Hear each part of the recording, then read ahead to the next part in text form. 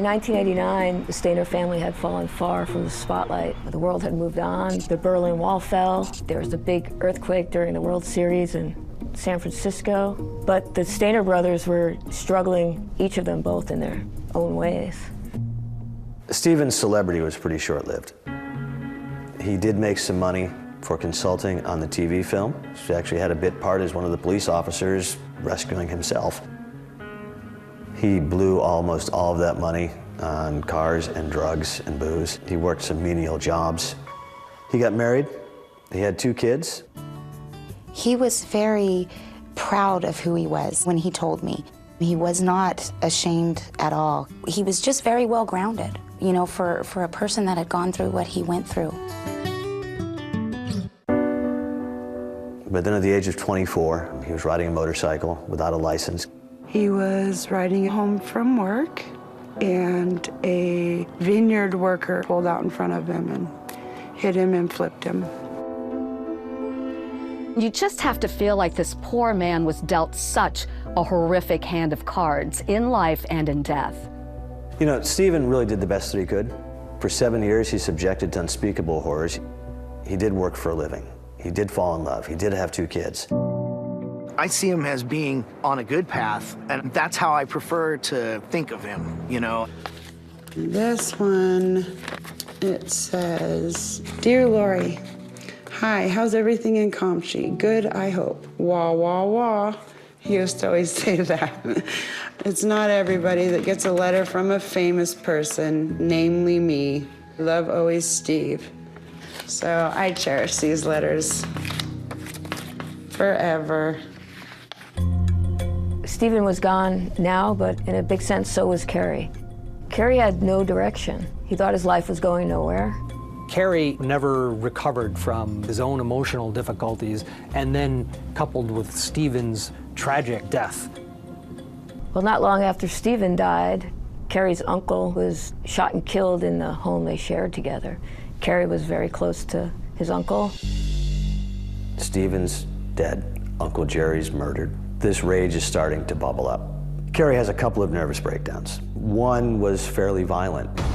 He stated that he felt like jumping in the truck, driving it through the shop, and killing the boss, and killing everybody in the office, and then torching the place. And that's when I told him, you need to go see a doctor, Cary. They got him to a mental health center, but he left. Cary is literally crying out for help. He's literally saying, I'm losing my mind. What a lot of people didn't know at the time was that Cary was having these dreams and these fantasies about killing women. Cary was a lost soul, and he ended up taking refuge in a place that he loved, and that was Yosemite. In the fall of '97, he drove his International Scout to the tiny town of El Portal, which is the doorstep to Yosemite National Park. By this time, Cary's in his 30s, and he lands a job as a handyman at the Cedar Lodge. The Cedar Lodge is this rustic lodge 7 miles outside the gate of Yosemite. It is surrounded by and filled with these wonderful wooden bear sculptures. Working at the Cedar Lodge gave Cary access to his beloved Yosemite. His idea of serenity was to maybe smoke a little pot and to sunbathe naked. Oh, he was always naked. No tan lines on him. I hung out at the river with him, a lot of times alone. He never hit on me, and I know he never hit on any of my friends. Never that uncomfortable, come on, never anything like that. Not even the hint of it. But not everyone at Cedar Lodge was enamored of him. There's a woman there named Trish Houts. She and her husband ran the restaurant that was attached to the lodge. They had a teenage daughter that Cary spent an uncomfortable amount of time with.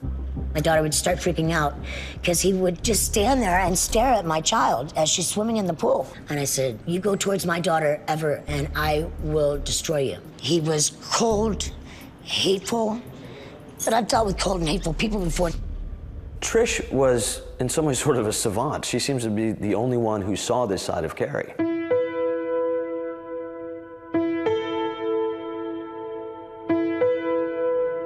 By February 1999, Cary had been at the Cedar Lodge about 2 years, and the winters were very desolate.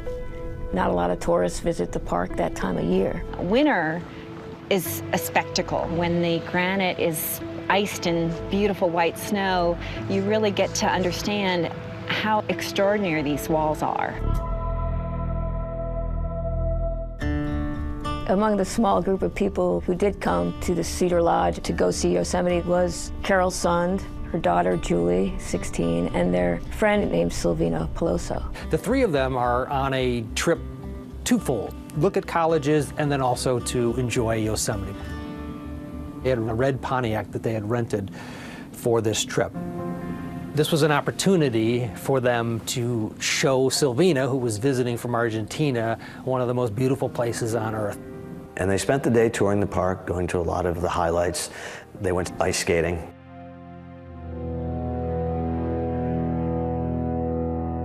That night, most of the other guests had actually gone home, and their room was about as far as you can get from the lobby and the restaurant, in a dark corner of the lot.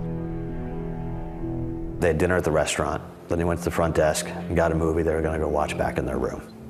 All of this rage that had been building up in Cary all of these years, he finally decides he's going to act upon it. I walked, there was a great car in the 500 building all by itself.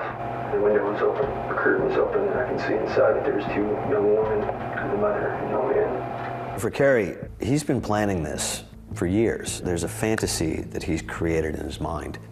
And this is the night when all of this rage is finally let loose. Something clicks, and at that moment, Cary Stayner knows it's time. Hi everyone, George Stephanopoulos here. Thanks for checking out the ABC News YouTube channel. If you'd like to get more videos, show highlights, and watch live event coverage, click on the right over here to subscribe to our channel, and don't forget to download the ABC News app for breaking news alerts. Thanks for watching.